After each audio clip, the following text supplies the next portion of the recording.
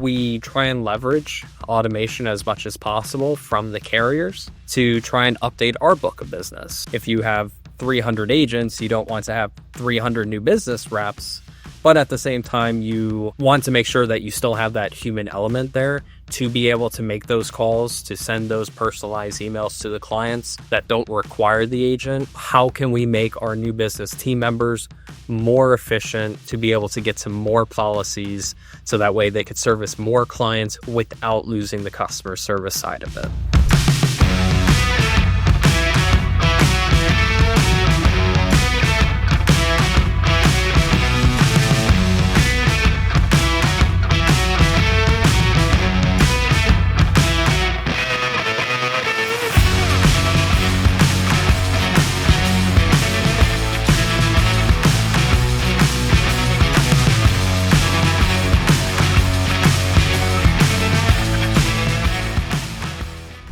All right, so we got Brennan here today, and we were just chatting before we started the recording, and we was going over what your role is. I know you're a support supervisor, but you're a little bit more specialized in that role. We've got a couple divisions in this on the support team, if you will.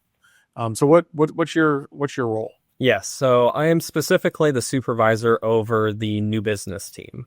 Okay, can you give us kind of a little bit of a breakdown of what the different teams do, and I guess just give us that breakdown and we'll go into a little bit more detail. Absolutely. New business is an unlicensed team. The reason for that is because it tends to be a bit more of an entry-level position, and the job title is kind of in the name.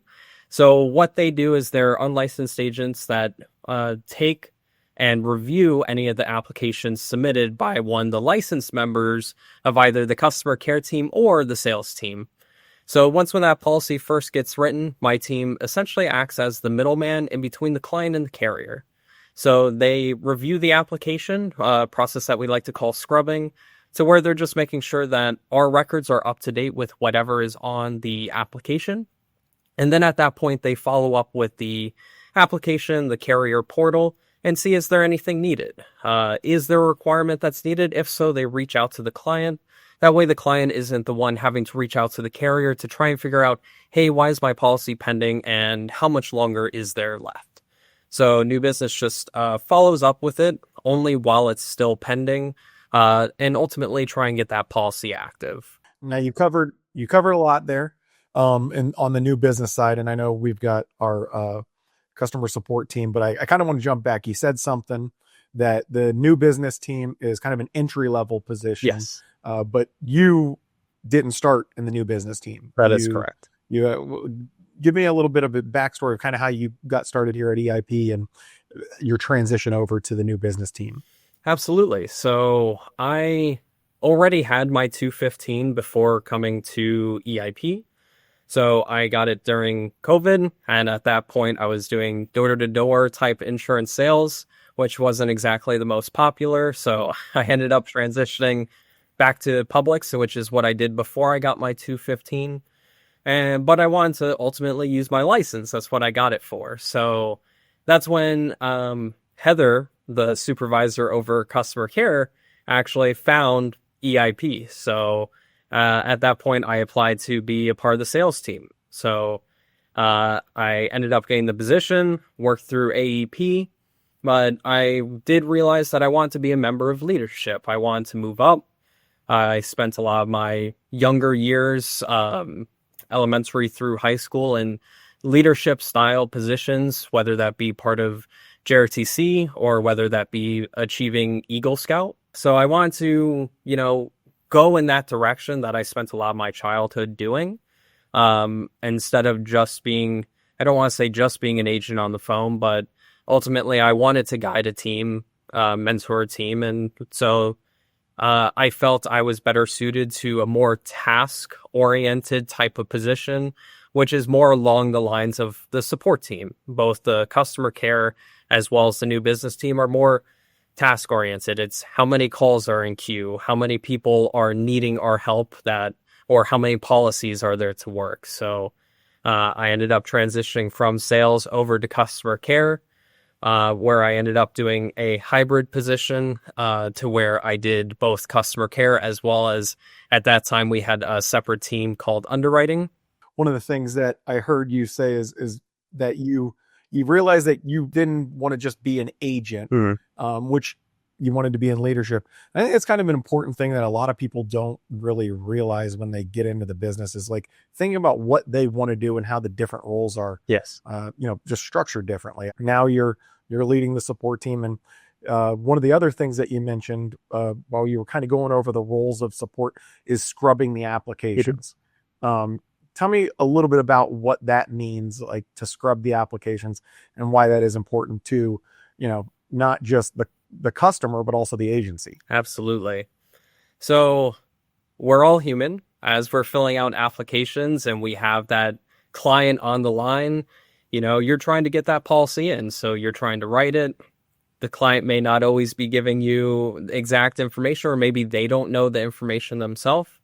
And so the first step that my team does is, like I said, it's reviewing the application, or as we call it internally, scrubbing. What it is you're taking a look at that application and ensuring that the details in our CRM, which is Salesforce, is up to date with whatever is on the application, because we want to make sure our records are as up to date as possible. So that when that person calls in at a later time, we're not saying you're on a plan N as opposed to a plan G, and just kind of making fools of ourselves. It's easy to just kind of pick the wrong thing, and then now we're having completely different conversations with our members, and also probably different types of sales pitches down the road, or different other campaigns that we might run as well. So to just verify, hey, this is a plan G with Mutual of Omaha, not a plan N, and our emails that go out mention things along those lines to our clients, that they've got this coverage, this carrier, this price. The premium is something that I'm sure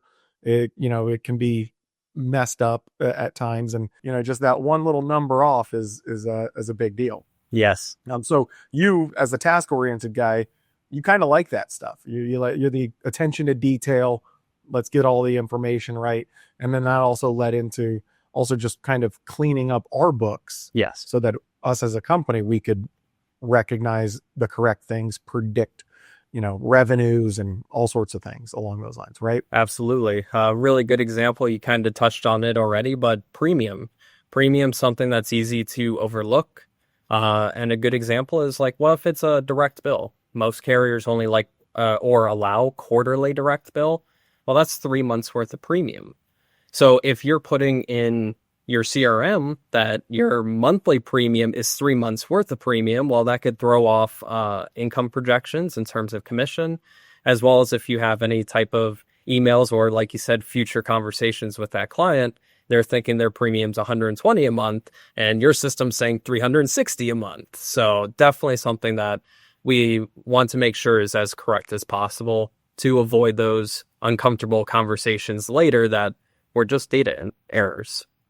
Yeah, absolutely. Because that's the type of thing that can get a policy canceled.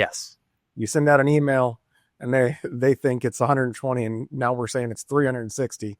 They're going to call in, and next thing you know, instead of somebody that's happy and everything, they might just be, losing their mind over it. So super important on that side. Now, also, I think some of the things that you guys do is follow up if there's somebody in underwriting and maybe there's requirements that need to be met. Is that a part of the new business job? Definitely. A big thing that we do, new businesses focus, is to try and get that policy approved if possible. Sometimes a client may just be declined due to underwriting. There isn't much we could do. We just make sure we update those as soon as possible. That way a licensed agent can follow up with that client and try and pivot. But in the event of there being a requirement, so good example is, let's say it's like a California birthday rule. If you write med subs, everybody loves the California birthday rule. However, on the back end, the carrier wants to prove that that client is going from one Medicare supplement to another. So how they do that is they ask for proof of current coverage, which typically is in the form of an ID card of their current Medicare supplement carrier. So new business's job is to follow up with that client, ask for that information, have them send it to us. That way we could get it to the carrier. That way the sales agent who sold the policy isn't spending all that time themselves having to follow up with that client. They could focus more on getting to that next call, that next sale, etc. Now, just out of curiosity, do our agents sometimes just get that information directly from the client in the initial sale? Or is that always just something that we push off to new business? Some more experienced agents may know about what some of the common requirements are. For instance, the California birthday rule. Some of them may have seen like the notes and everything over time of new business following up for that. So some may ask during the initial sale, hey, by the way, I know this is going to be a requirement. But especially if someone's new and starting out, that's already a lot of information just trying to learn Medicare as a whole. So let alone all the additional requirements that may pop up after the fact, that's very overwhelming. So it allows new business to specialize in that, while the sales team could specialize more in just how to talk to customers, how to rebuttal, how to close those sales, etc. And I'm sure it makes just the overall sales experience a little bit easier. Do we run into issues with clients going, I don't want to provide that to you or anything, or is that just not even a problem? It does happen, but as long as we're reaching out in a timely manner, normally it's almost to be expected. They kind of expect any kind of follow-up like that to happen within the first week of a sale happening. Now, if we're not doing our part and we're not following up in a timely manner, let's say it's 2 weeks later, and then we're like, hey, by the way, we need this information, then that's normally when any type of pushback may come up. So that's also where it kind of ties back to making sure that what's in Salesforce is as up to date as possible, your CRM. Because if you see a Medicare supplement replacing a Medicare Advantage plan, it's the off season, you know they're going to want a termination letter of that MA plan because they can't have both. So that's something you could predict ahead of time. Same thing with the birthday rules. You could predict those ahead of time before, if the event that the carrier is behind and it's taking them a week or two to post those requirements, we're able to better predict that ahead of time and say, hey, I already know this is going to be a requirement here in the next day or two. Let me follow up next day instead of waiting a week or two for that to show up. I think this is something that comes up a lot when I talk to Jagger, and he's put out a couple different videos on our channel talking about being good partners to everybody involved. You know, as the business owner, being a good partner to all your teammates, as a business, being a good partner to all of the carriers. And then, you know, last but definitely not least is being a good partner to your members, all of your clients. Yes. And new business is a huge part of that. You know, sales can do their part, which is selling, but to know, hey, we're going to need this no matter what from the carrier. Let's just follow up in a timely manner so it doesn't get, you know, out of hand with the client. Let's get that in place and just kind of be a couple steps ahead of the game. And, you know, just kind of smooth the entire process out and be good partners to everybody. So new business plays a huge role in that piece as well. Now, with new business, we talked about scrubbing the app and different requirements. Are there any other pieces of what you guys are doing on a day-to-day basis that would be kind of surprising to me that I haven't thought of? I mean, one more thing that we do as well to ensure that we're being good partners with our members, our clients, following up with those clients and doing what we like to call courtesy calls. So where we're just saying, hey, we didn't forget about you. The carrier didn't forget about you. They're still processing your application. As of right now, we're doing that at about 10 calendar days to just follow up with that client to just say, hey, right now there's no requirements. Your policy's still pending. Here is a timeline based off of our experience of when you could expect that policy to then become approved. And don't worry about it. We will reach out if anything does come up. But as of right now, your policy is still just pending. Please give it time. I think that's huge. I mean, I just know personally when I was doing direct, you know, sales on my own, you know, I tell the clients, oh, it's going to be 8 to 10 business days. And then, you know, I go on about my day and continue selling more policies and focusing on that. 8 to 10 business days, call it 2 weeks is what we're dealing with.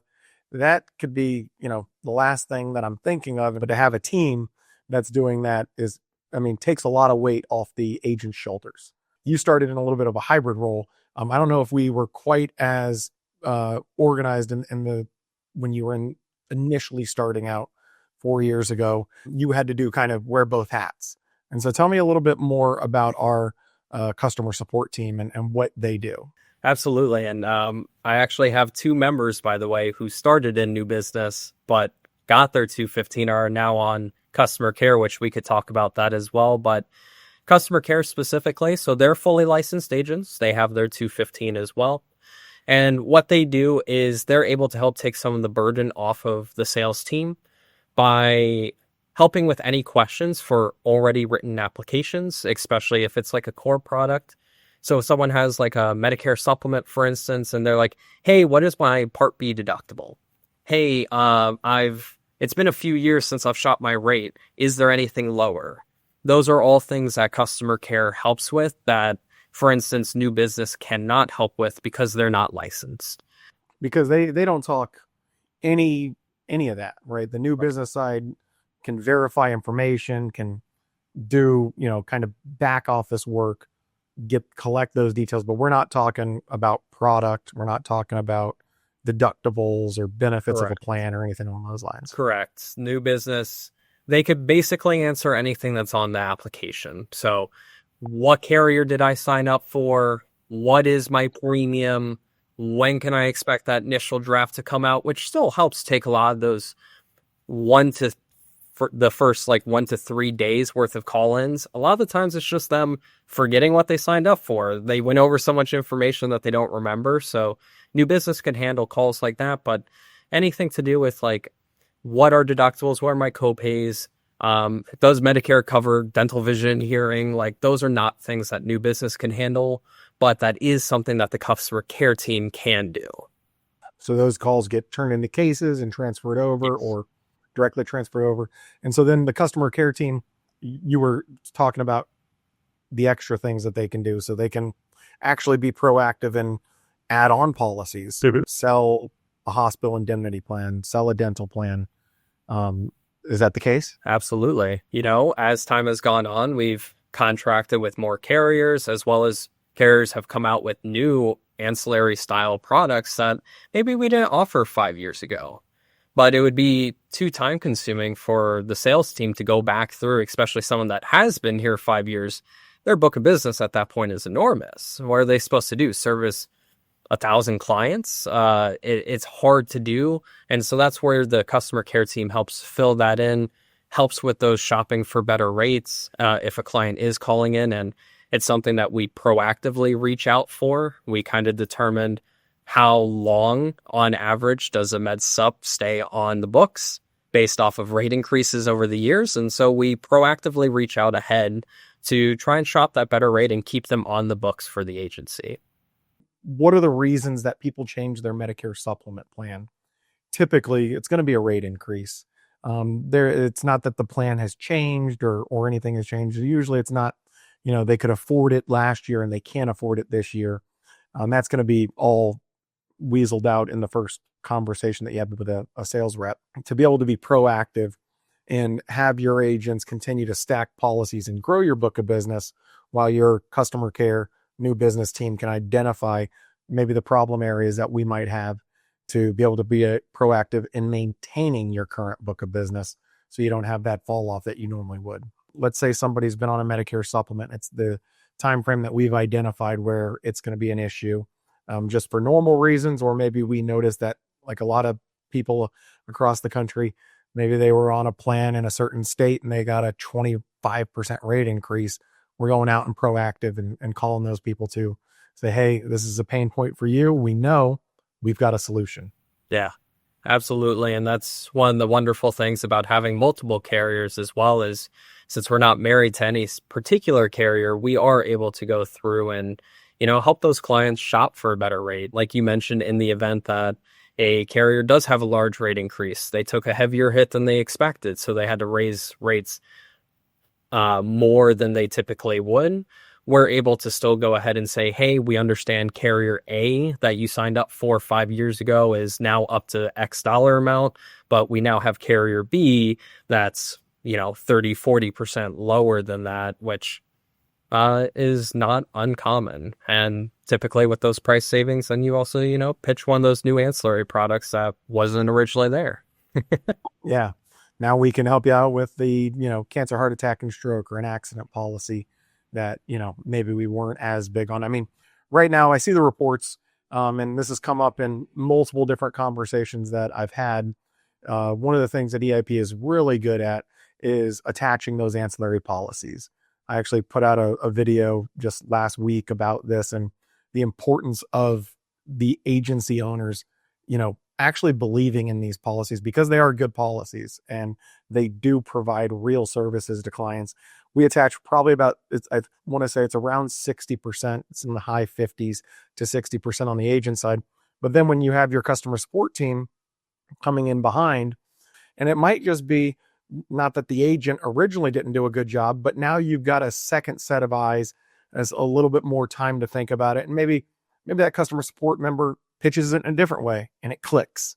And so then that just adds on to the more ancillary policies that we wouldn't have had originally. And so it's a huge part of, providing good service to your members, but also providing a lot to the bottom line of the agency, the customer support team. Now, you were originally in customer support, hybrid, and then you moved over to just the new business. What have been the changes that you've noticed in the last, 4 years that you've been on the team, that we've implemented that are helping improve just overall? Yeah, absolutely. One of the first things that I noticed when I was going over new business was, again, I had my 215, so I knew a bit more about like the Medicare space, how it worked, how you can't have both a Medicare supplement and a Medicare Advantage plan at the same time. And so one of the first things that I identified was a lot of our unlicensed team members were calling for termination letters for those Medicare Advantage plans, but we hadn't written the PDP yet. And so that's scary in itself, because at that time we didn't know if, the client was medically approved or not. And so that could cause a big issue in itself, trying to get them back on the Medicare Advantage plan if they did call and cancel. Not to mention, most carriers don't make it easy to just call and cancel Medicare Advantage plans for obvious reasons. And so one of the processes that very early on I helped smooth out was, hey, first, let's make sure they're medically approved. When we see they're medically approved, let's have the sales agent go ahead and follow up with that prescription drug plan.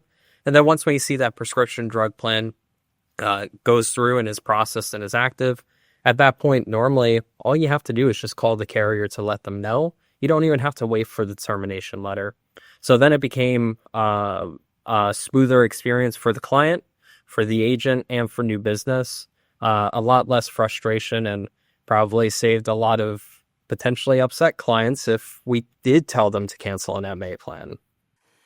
Absolutely. And one of the things I would always tell clients when I sell a policy is, hey, whatever coverage you currently have in place, we aren't going to touch it until we know you've got your new coverage approved and it's going, the premiums have been pulled out of your account and you're good to go.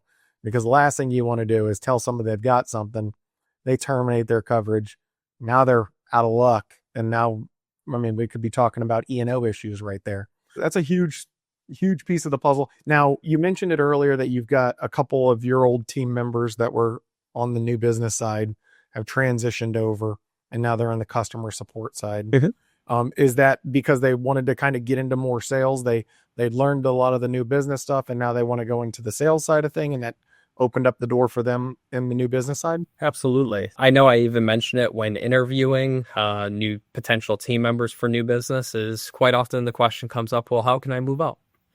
Well, even with a rapidly growing company like ours, there isn't always a leadership position readily available. So one of the easiest ways to go ahead and, basically give yourself a mini promotion is getting that 215, becoming licensed. It may or may not come with a pay raise, but you could definitely go ahead and get commission from selling those additional products. Plus, most people like to learn something new. When you've done new business for a year or two, most of the quirks of the carriers that we offer, most of the quirks of the products we offer. So at that point, maybe they want to know a bit more. They want to take that extra step to go a bit further with helping your clients. And again, being able to help themselves by being able to sell those ancillary products, do those rate shops to try and keep those clients on the books, which just helps everybody. A funny thing that happens a lot of times is agents start in the business and you are kind of drinking from a fire hose. You're getting licensed, you're learning how to sell, then you're having a little bit of success selling. And then once that happens, you've got new clients coming on the books and you're running into problems you didn't know existed. So to start off as a new business person and then funnel into a customer support person and have that sales experience, you're probably, light years ahead of that average, just off the books agent that hasn't run into a lot of the things. And so you can be a lot more confident. And as an agency, it also helps us be able to have more competent people move into those other roles. Tell me a little bit more about the interplay between the new business team and the customer support team. Are you transferring over people fairly regularly, or clients, or how does that work? How do they intermingle? The way we have it set up is new business, they focus specifically on pending policies. So really their end goal is just to get that policy active, ideally. And then at that point, it's up to the customer care team to then follow up with that client from there. So every now and then, new business will go ahead and transfer clients over to the customer care team in the event that while that policy is pending, they are getting one of those questions that they can't answer, whether it be deductible, copay, et cetera, et cetera. Oh, I went with the G, I want the N. Not something that new business could help with. So normally that would be transferred over to customer care.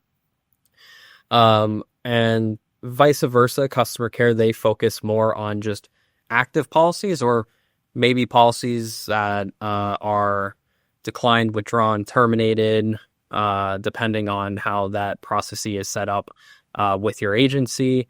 Our customer care team quite often will help with those clients with the retention piece of business as well.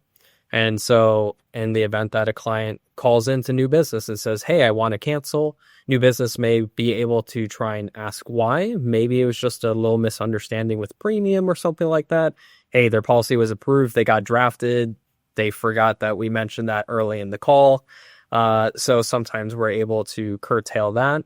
But sometimes they're like, no, I still want to cancel. Well, at that point, that policy then goes either back to the original sales agent or it may go to the customer care team to try and retain that business.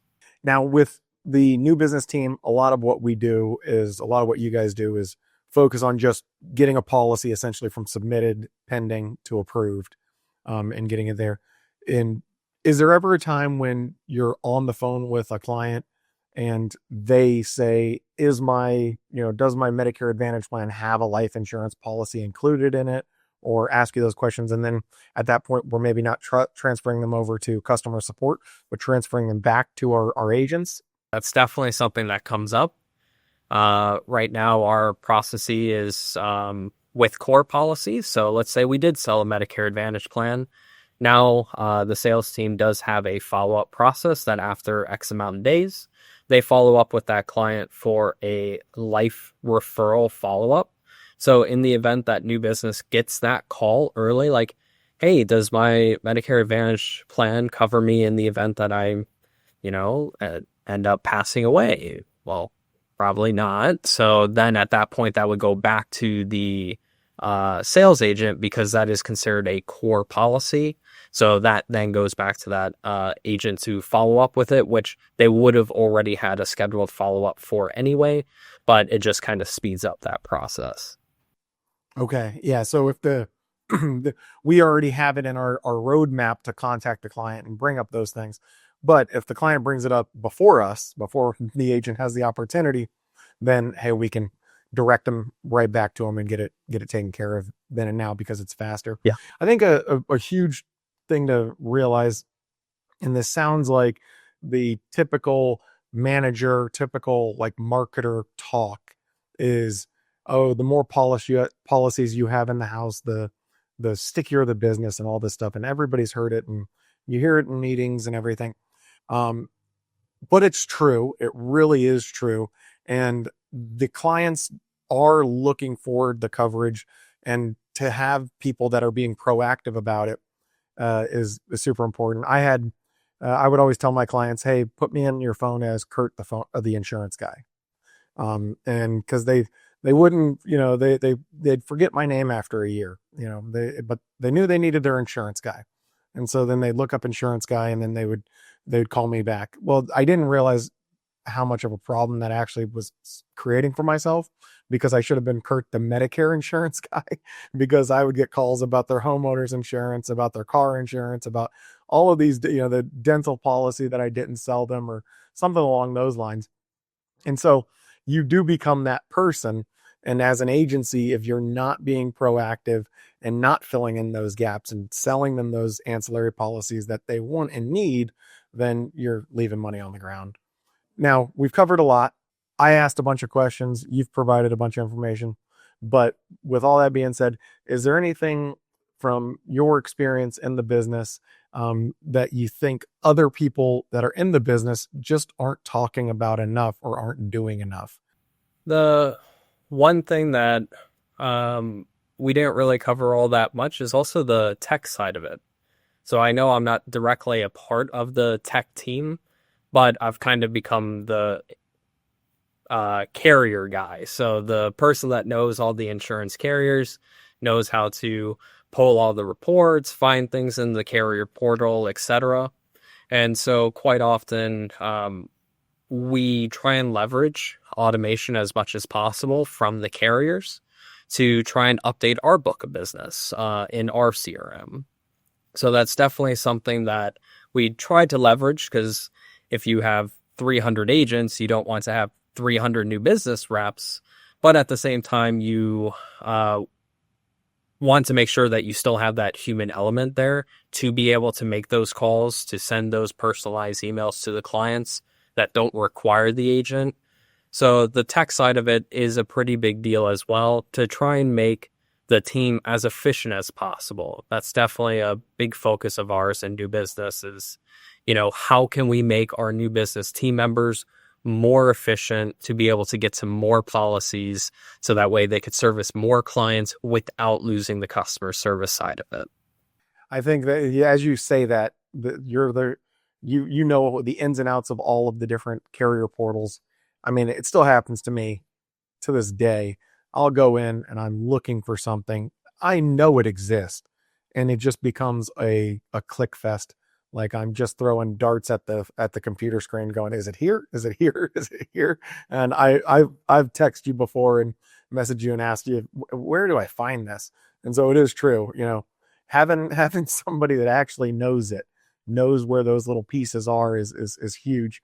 It's an overlooked thing, because there are a lot of different pieces that can be very valuable to you as an agency that are already in the portal. You're like, oh, I wish they had this. A lot of them do. Some of them don't. Not going to name any names. Some portals are significantly worse than others, but a lot of them do have a lot of very useful information in there. Different reports like a missed premium payment and things along those lines that are huge to be able to keep your book of business not just growing, but the maintenance it's not shrinking at the same time. Yeah. Agency cheat sheets is a big deal too. Someone needs to put those cheat sheets together if you have 10 carriers, well, how do you remember what carrier offers what discount in what state? Yeah. Someone needs to be able to go in and find that information and either themselves put it all together in one sheet, or be able to pass that information along to someone that could go ahead and compile that all together to make it simple for the agents. That way they're not having to remember every little detail about every carrier. Because it does change. Yes. I've got an email from a carrier recently that they are now going to be paying full commission for birthday rule states, and it's like 8 states. And that was just announced last week. Well, Brennan, I appreciate it today. We had a good conversation, went over a lot. It was enlightening, especially with the different pieces of how you smooth out the process for the client. Like I said, be a good team member to everybody, from the carrier to everybody, from our sales agents, also to the clients is huge, and appreciate having this conversation. Absolutely. It was a pleasure.